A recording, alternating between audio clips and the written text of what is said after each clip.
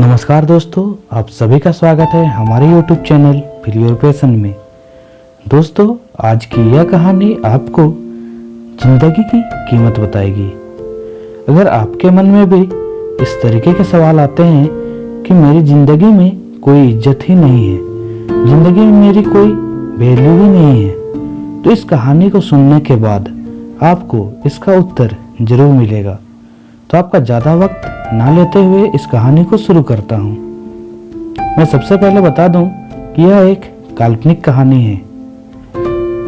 दोस्तों, एक बार की बात है, एक बार एक भक्त अपने ईश्वर की प्रार्थना कर रहा था। प्रार्थना करते करते वो रो रहा था और उसने कहा कि मेरी जिंदगी में कोई कदर ही नहीं है, मेरी जिंदगी में कोई वैल्यू ही नहीं है, मेरा बुरा वक्त चल रहा है, कृपया मुझे कोई रास्ता दिखाएं। तो भगवान ने उसकी सुन ली और उसको एक लाल रंग का चमकदार पत्थर दिया। जी हाँ, लाल चमकदार पत्थर। और भगवान ने कहा कि जाओ और इस पत्थर की कीमत पता करके आओ।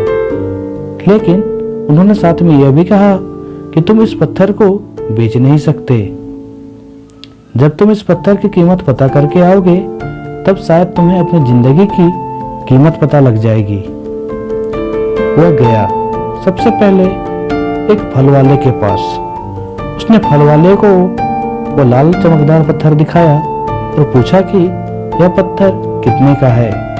तो उसने कहा, इसके बदले मैं तुझे 1 दर्जन केले दे सकता हूँ। लेकिन उसने कहा, मैं इस पत्थर को नहीं बेच सकता, मुझे सिर्फ इसकी कीमत पता करनी है।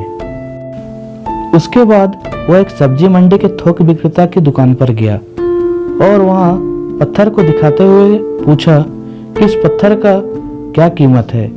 तो उस विक्रेता ने उस पत्थर को ध्यान से देखा और कहा कि इस पत्थर के लिए मैं तुम्हें 1 बोरी आलू दे सकता हूँ। तो भक्त ने कहा, यानी कि आपकी नज़र में इस पत्थर की कीमत 1 बोरी आलू के बराबर है। सब्जी वाले ने कहा, जी हाँ बिल्कुल। भक्त बोला, लेकिन मैं इस पत्थर को नहीं बेच सकता। और यह कहकर वो आगे चला गया। आगे वो मार्केट में गया और अब की बार वह सुनार की दुकान में गया, यानी कि सोने चांदी की दुकान में। वह आधे घंटे तक बैठा रहा और सुनार ने पूछा कि यह पत्थर तुझे कहाँ से मिला। तो उसने सारे जवाब दिए। सुनार ने अंततः जवाब दिया कि इस पत्थर के मैं 10 लाख रुपए दे सकता हूँ, यानी कि इस पत्थर की कीमत 10 लाख है। वह चौंक गया, लेकिन उसने कहा, मैं इस पत्थर को नहीं बेच सकता, मेरी मजबूरी है कि मुझे सिर्फ इसकी कीमत पता करनी है। तो कहते हैं ना, हीरे की परख जोहरी को ही होती है। वही बात थी। फल वाला और सब्जी वाला क्या जाने। सुनार ने आखिर कहा, तुम्हें पत्थर मुझे दे दो। लेकिन भक्त ने कहा, नहीं, मैं इस पत्थर को नहीं बेच सकता। और वो यह कहकर आगे बढ़ गया। अब वो हीरे के बहुत बड़े व्यापारी के पास जाता है और उस पत्थर की कीमत पता करता है। हीरे के व्यापारी उस पत्थर को देखता है और आधे घंटे तक उस पत्थर को देखता ही रहता है और उससे पूछता है, ये पत्थर तुम्हें कहाँ से मिला। तो भक्त बोलता है, पहले आप मुझे इसकी कीमत बताओ, इसकी क्या कीमत होगी। तो हीरे के व्यापारी कहता है कि इसकी मैं क्या कीमत बताऊं, जो बेशकीमती है। यह एक बहुत ही मूल्यवान रत्न है जिसकी अभी तक कोई कीमत ही नहीं है, इसका कोई मूल्य नहीं है।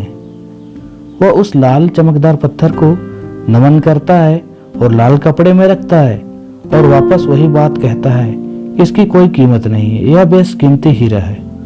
इस दुनिया में जितने भी हीरे हैं उन सब में से यह एक कीमती रत्न है। अब वह उस हीरे को लेकर वापस आता है और वह भगवान से कहता है कि अब आप बताइए मुझे कि मेरी जिंदगी में क्या कीमत है। तो भगवान ने उससे कहा कि तुम गए थे एक फल वाले के पास, इस पत्थर की कीमत अलग थी। एक सब्जी वाले के पास इसकी कीमत अलग थी, सुनार के पास इसकी कीमत अलग थी और हीरे के व्यापारी के पास इस पत्थर की कीमत अलग थी।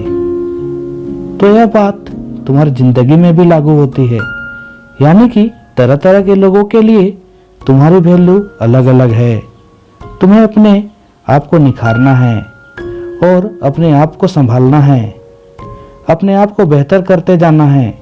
जैसे जैसे तुम हीरे बेचने के लिए आगे बढ़े, वैसे वैसे तुम्हें खुद को संवारने के लिए आगे बढ़ते रहना है।